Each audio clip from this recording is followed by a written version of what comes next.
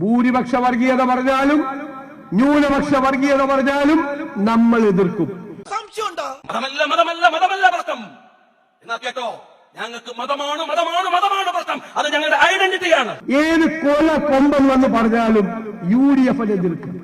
തെരഞ്ഞെടുപ്പിന്റെ പാരമ്യത്തിൽ നിൽക്കുമ്പോഴാണ് എല്ലാവരും ഒന്ന് പിടയ്ക്കണത്.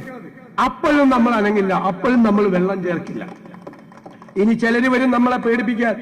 ഞങ്ങളുടെ കയ്യിൽ വോട്ട് ബാങ്ക് ഉണ്ട്, ഞങ്ങൾ അങ്ങ് ശരിയാക്കിക്കളെ. വോട്ട് ബാങ്ക് ഉണ്ടെങ്കിൽ കയ്യിൽ വെച്ചോ. എങ്ങനെ?